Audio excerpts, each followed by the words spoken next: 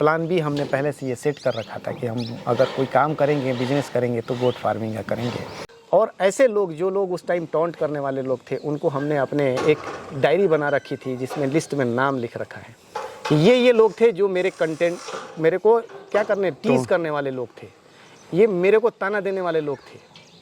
और उन लोगों को अब वही लोग जब मेरे को उन्होंने इस प्लेटफॉर्म पे जब उभरता हुआ देखा तो वही लोग अब आज हमारे क्या हो प्रशंसक बन गए हैं। सर सलाम वालेकुम। वालेकुम सलाम। कैसे हो सर? ठीक है, दया दरिश्ती है।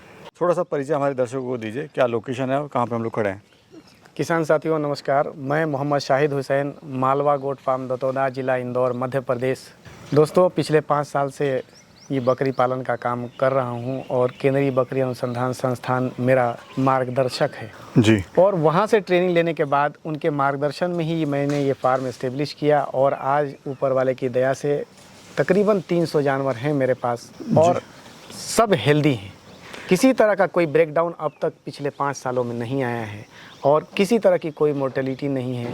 और मेरे यहाँ का एक नाम मालवा गोट फार्म का इसीलिए वजह से लोग जानते हैं कि यहाँ पर किड्स की मोर्टेलिटी नहीं के बराबर है या ज़ीरो मोर्टेलिटी है। जी सर, थोड़ा एजुकेशन के बारे में आप बताइए, आपने कहाँ से एजुकेशन करी और क्या क्या आपने किया? मैंने शुरू में हमारे पिताजी आर्मी के अंदर थे और महू में उनकी पोस्टिंग हुई और उसके बाद हमारी स्कूलिंग यहीं पर हुई महू में और उसके बाद फिर हम लोग यहीं सेटल हुए और उसके बाद हमने शुरू किया, तैयारी किया, सिविल सर्विसेज की। 3 बार हमने सिविल सर्विसेज का कंसेक्यूटिवली इंटरव्यू दिया, लेकिन मालिक की कहीं मेहरबानी कहीं और ले जाना था।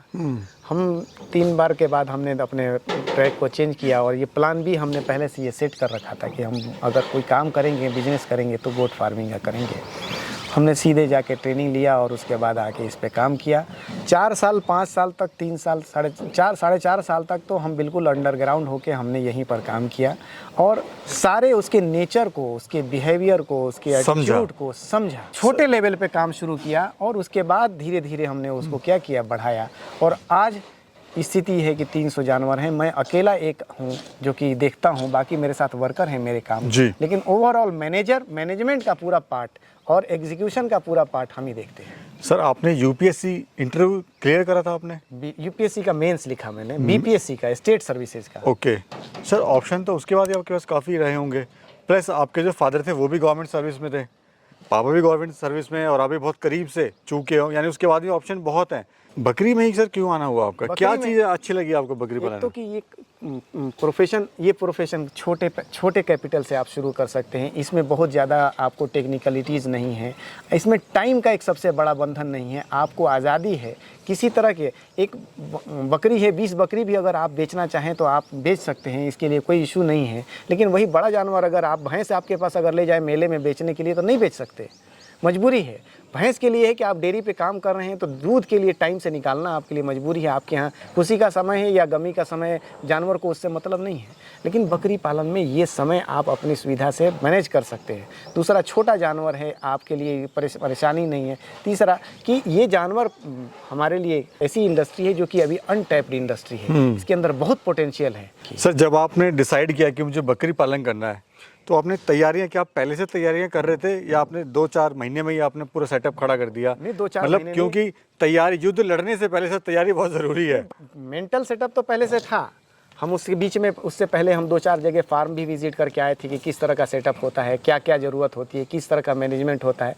पहले कहीं ना कहीं हमारे मतलब माइंडसेट में चल रहा था ये कि कैसे करना है उसको। तो लेकिन जब हमने फाइनली डिसाइड किया तो ट्रेनिंग से लिया और उसके बाद फार्म विजिट किया। फिर इसी बीच में कोरोना काल आ गया, तो कोरोना काल में एक साल समझ लीजिए कि हमने सिर्फ R&D ही किया उस पर।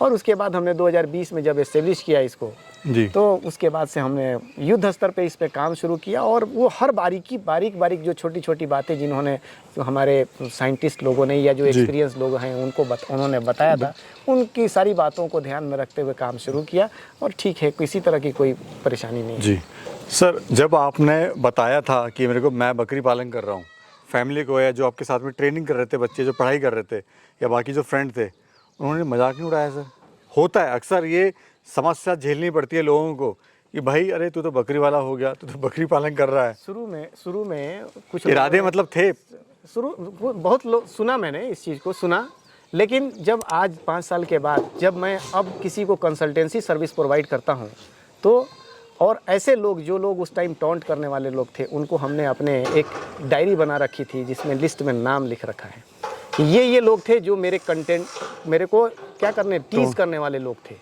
ये मेरे को ताना देने वाले लोग थे। और उन लोगों को अब वही लोग जब मेरे को उन्होंने इस प्लेटफॉर्म पे जब उभरता हुआ देखा तो वही लोग अब आज हमारे क्या हो प्रशंसक बन गए हैं।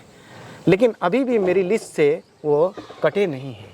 हमने वो आते हैं तो आना है तो आपको टाइम लेके आना पड़ेगा। ऐसे अगर आम आदमी मेरे पास आता है, अगर डायरेक्ट भी अगर आ गया हम मिलते हैं उससे, लेकिन ऐसे लोग जो आ रहे हैं तो आपको टाइम लेना पड़ेगा।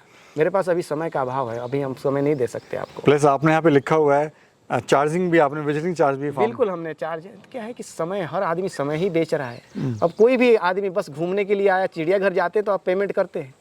हमने यहाँ 25-50 लाख रुपया या 10-20 लाख रुपया जो लगा रखा है उसका कोई पेमेंट नहीं, पर उसका भी तो छोड़ दीजिए। लेकिन मेरे पास समय का अभाव है, उससे क्या है कि न्यूसेंस क्या होता है, मिनिमाइज हो जाता है। Right sir, right. जो जेन्युइन आदमी होता है वही आए, ठीक है 200 नहीं 2000 भी देने के लिए तैयार है। हम कंसल्टेंसी में 2 घंटे बात करते हैं, 2000 रुपये लेते हैं।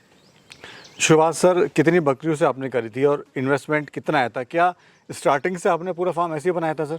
शुरू में ही हमने ऐसा ही फार्म बनाया था। जब सब चीज़ें बिल्कुल स्मूथ कर हो जाने के बाद, कंफर्ट जोन में आने के बाद ही हमने ये काम शुरू किया कि अब हमको करना है और हमको रिट्रीट नहीं करना है, पीछे नहीं मुड़ के देखना है, ये काम करना है। और ऊपर वाले की दया रही, सब हमारे परिवार में सब लोगों का सहयोग रहा और हमारे बड़े भाई हैं उनका ही ये सहयोग है। मैं तो उस वक्त बिल्कुल खाली था। थोड़ा बहुत हमें पढ़ाते थे तो उसमें थोड़ी बहुत जो अर्निंग थी वो थी, लेकिन जो भी हमारे को सेटअप एस्टेब्लिश है हमारे भाइयों का बड़ा रोल है उसमें। क्या स्टार्टिंग में सर आपने सोचा था कि मैं इस बकरी पालक से काम करके मैं यहाँ तक पहुँच जाऊँगा? बिल्कुल, मुझे पता था कि ये इंडस्ट्री अनटैप्ड इंडस्ट्री है और इसके अंदर बहुत पोटेंशियल है काम करने वाले। यूरोप के अंदर बहुत बड़े लेवल पे काम हो रहा है, अमेरिका के अंदर बड़े, स्विट्जरलैंड और ऑस्ट्रेलिया के अंदर बहुत बड़ा काम हो रहा है। एक आपके नोन में है जो बकरी का दूध एक्सपोर्ट करते हैं, 900 रुपये लीटर। ये विस्तारा फार्म्स वाले कृष्णा जी हैं। ये जब हम लोग ट्रेनिंग में थे 2019 में तो हमारे बैच में ही उनको वो आए थे CIR जी, तो उन्होंने हमारे जो नोडल ऑफिसर थे डॉक्टर दीक्षित सर, उन्होंने ला के हम लोगों को इंट्रोड्यूस कराया था कि ये देखिए यहीं से ट्रेनिंग किया इन्होंने और आज गोट फार्मिंग पे, मिल्क पे काम कर रहे हैं। बीटल बकरियां हैं इनके पास 4-5 हज़ार, शायद वो डेटा तो मुझे याद नहीं है, लेकिन 1000 में बताया था उन्होंने कि 4 या 5 हज़ार जो भी इतनी बकरियां हैं उनके पास और ये एक्सपोर्ट करते हैं सिंगापुर। अभी सर बात करें आपके, हम देख रहे हैं गाड़ी घोड़ा है, फार्म भी बहुत अच्छा आपने बनाया हुआ है। अभी इससे प्रॉफिट आप क्या ले लेते हैं? प्रॉफिट इतना होता है कि घर का दाल खर्चा चल जाता है बढ़िया। मतलब वो कॉन्सेप्ट नहीं कि लाखों करोड़ों रुपए कमाते हैं, वो लाखों करोड़ों अगर हम सब चीज़ों को जोड़ें तो वो अमोल है। अमोल इसलिए है कि हम बकरी का दूध अपने घर लेके जाते हैं, ये ऑर्गेनिक मिल्क, ये इम्पॉसिबल है कि अगर बाज़ार से आप लें तो ये पॉसिबल नहीं है। जी जी। दूसरा इसका जो वेस्ट है, उसके वेस्ट से हम क्या करते हैं कि खाद बनाते हैं और उसको हम अपने खेतों में डालते हैं और ऑर्गेनिक फीड लेते हैं हम, ऑर्गेनिक वेजिटेबल्स लेके जाते हैं। अपने फैमिली को सस्टेनेबिलिटी प्रोवाइड करने में ये एक बहुत बड़ा रोल प्ले कर रहा है। राइट। आप बाहर के सामान से या दूसरे पर डिपेंडेंट होके आप इस चीज़ को इंश्योर नहीं कर सकते। राइट सर, रीज़न बताइए कुछ कि आप सक्सेस हैं, आप बकरी पालक सफलतापूर्वक कर रहे हैं इतने सालों से, लेकिन जो हमारा नया किसान है वो फेल की तरफ बढ़ जाता है और 2 साल के अंदर ही फार्म बंद कर देता है। देखिए, फेल्योर के बड़े कारणों में से एक कारण है कि आपके अंदर पेशेंस, दूसरा आपके पास कैपिटल, आपके पास अपना लैंड और साथ में आपका डेडिकेशन और डिवोशन, ये बहुत इम्पोर्टेंट है। और इसके लिए क्या है कि आपके पीछे बैकअप होना चाहिए। बैकअप इन द सेंस कि फैमिली का बैकअप भी हो, आपके जो फ्रेंड्स और रिलेटिव्स हैं उनका भी बैकअप हो। ये भी बहुत ही मोरल को बूस्ट करता है। यानी अगर फैमिली सपोर्ट होगा तो बहुत ज़्यादा अच्छा होगा, अच्छा रहता है और आदमी कभी भी थकता नहीं। अभी सर कितना समय आप दे रहे हैं पूरे फार्म पे? हम इसमें, मेरा समय का कोई ये नहीं, मैं 2 घंटे भी देता हूँ, पूरे दिन भी रहता हूँ। इसी वजह से हमने अपना एक सेटअप बना रखा है कि कभी रात में भी रुकने की ज़रूरत पड़ती है तो रुकता हूँ और कभी ऐसा भी होता है कि रात को 2 बजे भी आता हूँ। अभी सर कैसा लग रहा है आपको? एक तरफ वो तैयारियां थी, शायद आप अगर DM बन जाते, SDM बन जाते तो शायद आज बकरी पालन नहीं करते आप। ठीक है, ये भी सेवा ही है। ये भी सेवा ही है। और देश की सेवा, किसान जो होता है, किसान उपजा रहा है और हमारा हम सैनिक बॉर्डर पे लड़ रहा है, तो बिना किसान के सैनिक भी लड़ नहीं सकता। तो वो कहीं ना कहीं हमारा देश में कंट्रीब्यूशन है। हम वहाँ भी रहते तो देश को कंट्रीब्यूट करते और आज यहाँ पर भी हैं, तो कहीं ना कहीं हमारा भारतीय अर्थव्यवस्था में कहीं ना कहीं कंट्रीब्यूशन है। अच्छा, कोई कैसे शुरुआत करे बकरी पालन की, बताइए अगर शुरू करना चाह रहे हैं। शुरुआत करता है कोई भी आदमी तो सबसे पहले प्रशिक्षण प्राप्त करने के बाद शुरुआत में अपने यहाँ की लोकल बकरियों से 10 या मैक्सिमम 20 बकरियों से, जो लोकल हैं, लोकल बकरी ब्रीड, लोकल नस्ल जहाँ भी हैं। जैसे मैंने शुरू किया था तो मालवी नस्ल से शुरू किया था, यहाँ की लोकल ब्रीड है। और उसके बाद फिर आप उनके नेचर से, उनके बिहेवियर से, उनके सारे सिम्टम्स को आप उनसे अवेयर हो जाइए। कब किस तरह की परेशानियां इनको आती हैं। अगर इस परेशानी है, इसलिए कि आपको खुद डॉक्टर तो नहीं बनना है, लेकिन फर्स्ट एड देने के लिए ये सब चीज़ें ज़रूरी हैं। मान लीजिए डॉक्टर आपके पास नहीं है, वही अगर आप फ़ोन कॉल पे है, तो आप अगर उसके सिम्टम्स को नहीं डिकोड कर पा रहे हैं तो डॉक्टर को भी नहीं बता पाएंगे। बहुत बार ऐसा होता है कि डॉक्टर के आने से पहले ही जानवर खत्म हो जाता है। तो आप फर्स्ट एड देने की पोजीशन में तो आपको अपने आप को बनाना है। आप भी ट्रेनिंग देते हैं सर? मैं भी ट्रेनिंग देता हूँ। थोड़ा सा बता दीजिए रूल वगैरह सर। हमारे यहाँ मैं आपको बता दूं कि मेरा जो मालवा गोट फार्म है, ये भारत सरकार का नेशनल स्किल डेवलपमेंट कॉरपोरेशन से इसको अप्रूवल अभी हाल में ही मिला है। और हो सकता है कि अगला बैच NSDC से हो। अभी जो मैं ट्रेनिंग कराता हूँ वो GSFWA के बैनर पे, जो कि agriculture skill council of India, skill India digital hub, government of India का रजिस्टर्ड ट्रेनिंग पार्टनर है। और उसी के बैनर पे हम ये ट्रेनिंग कराते हैं। हमारे ट्रेनिंग 5 दिनों का ट्रेनिंग होता है और उसमें लैंड के सिलेक्शन से लेके feed management, hygiene management, health management, vaccination और साथ में आर्टिफिशियल इंसेमिनेशन के ऊपर एक स्पेशल डेमोन्स्ट्रेशन क्लास होता है कि, और इन 5 दिनों में हम आपको बेसिक वो सारी चीज़ें बताते हैं जो कि एक आम बकरी पालक के पास जो इसकी जानकारी होना निहायत ही ज़रूरी है। जी सर, थोड़ा फीड मैनेजमेंट के बारे में बात कर लेते हैं। क्या खिलाना चाहिए, कितना कितना टाइम देना चाहिए और क्यों बकरी को कैसे मोटा ताज़ा हम बनाएं, उनको क्या खिलाएं? देखिए, फीड मैनेजमेंट हमारा बहुत ही इम्पोर्टेंट एस्पेक्ट है और वो उसके पीछे है कि हम जो चीज़ भी दें, जैसे इंसान हम बकरी को बकरी की तरह नहीं ट्रीट करके हम एक इंसान, कभी भी हम फंसें तो हम इंसान क्या करते हैं कि हमको अगर कोई परेशानी आती है तो हम डॉक्टर के पास जाते हैं।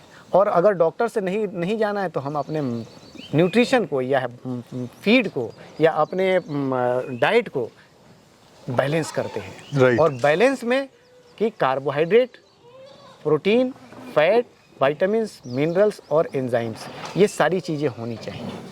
अब वो सारी चीज़ें कैसे हम उनको देना है, ये एक बहुत बड़ा सवाल है और इशू है और कम समय में इसको नहीं बताया जा सकता। लेकिन एक बकरी पालक आम तौर से शुरू से होता रहा है और बैकयार्ड फार्मिंग में ये होता रहा है। हर आदमी बकरी पालन करता है, लेकिन अब वैज्ञानिक रूप से बकरी पालन करने में थोड़ा उसको ट्रेनिंग की ज़रूरत है और इन सब चीज़ों को सीखने की ज़रूरत है। थोड़ा सपोर्ट भी सर मिल जाता है उसको, अगर वैज्ञानिक तरीके से कर रहा है काम को, तो बिल्कुल अच्छा भी रहता है। सर बहुत बहुत शुक्रिया और बहुत अच्छी जानकारी आपने दी हमारे किसान भाई को, उसके लिए आपका बहुत बहुत तहे दिल से धन्यवाद।